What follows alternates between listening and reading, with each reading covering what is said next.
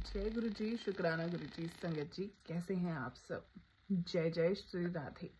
आज है 6 फरवरी 2024 और आज के दिन है षष्ठतिला एकादशी। षष्ठतिला एकादशी का मतलब है कि 6 तरीके से आपको तिल का प्रयोग करना चाहिए। आज के दिन आपको नहाने के पानी में तिल डालने चाहिए। पानी पी रहे हैं तो उसमें तिल डालने चाहिए। चाय पी रहे हैं तो उसमें तिल डालने चाहिए। दही खा रहे हैं तो उसमें तिल डालने चाहिए। फलाहार खा रहे हैं तो उसमें तिल डालने चाहिए। किसी भी तरीके से आपको 6 तरीके से तिल जो हैं वो खाने हैं और पर यूज़ करने हैं। साथ ही साथ आज के दिन आप तिल का दान करते हैं तो उसका भी बहुत बड़ा महात्म है, बहुत बड़ा महत्व है। क्योंकि अगर आप तांबे के लोटे में तिल डाल के दान करते हैं तो उसका आपको अक्षय फल मिलता है। ताउम्र आपको यश की प्राप्ति होती है। इस व्रत में क्या नहीं खाना चाहिए वो सब मैंने नीचे डिस्क्रिप्शन में डाल दिया है। जय श्री गणेशाय नमः। स्वयं भगवान श्री हरि विष्णु ने नारद मुनि से कही थी। एक समय की बात है, किसी गांव में एक ब्राह्मणी रहती थी। वह सदैव व्रत पूजन आदि में लगी रहती थी, परंतु उसने कभी भी कोई भी दान पुण्य नहीं किया था।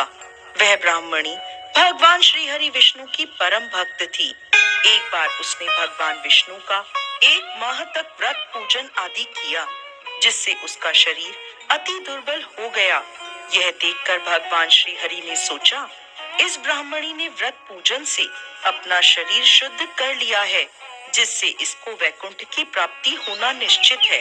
परंतु इसने आज तक कभी भी अन्न आदि का दान नहीं किया है, जिसके कारण इसके शरीर की मुक्ति होना मुश्किल है।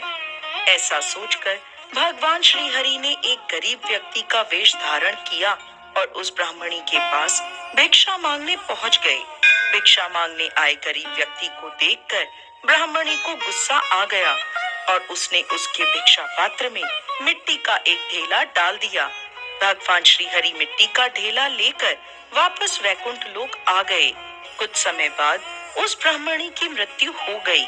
जब वह स्वर्ग पहुंची तो मिट्टी दान करने के कारण उसे स्वर्ग में एक महल मिला। जब वह महल के अंदर गई तो हैरान हो गई। उस महल में कुछ भी नहीं था। वो महल बिल्कुल खाली था। वो भगवान श्री हरि के पास गई और हाथ जोड़कर कहने लगी, भगवान, मैंने तो सच्चे मन से आपकी पूजा व्रत आदि करे हैं, परंतु फिर भी मेरा घर अन्न वस्त्र आदि से शून्य क्यों है? इसका क्या कारण है? इस पर भगवान श्री हरि बोले, तुम अपने महल में जाओ और उसका दरवाजा अंदर से बंद कर लो। कुछ समय बाद तुम्हारे पास देव कन्याएं आएंगी। तुम उनसे षष्ठतिला एकादशी का महत्व, व्रत कथा आदि सुनना। इसके बाद ही उन्हें दरवाजा खोलना। ब्राह्मणी ने ऐसा ही किया। जब देव कन्याओं ने उसे षष्ठतिला एकादशी की व्रत कथा, महत्व आदि सुना दिया, तब उसने कन्याओं को दरवाजा खोल दिया। तब उन देव कन्याओं ने देखा कि ब्राह्मणी अभी भी मनुष्य स्वरूप में है। तब ब्राह्मणी ने देव कन्याओं के कहे अनुसार षष्ठतिला एकादशी का व्रत पूजन आदि किया, जिससे ब्राह्मणी अति रूपवान हो गई और उसका महल अन्न धन आदि भंडारों से भर गया।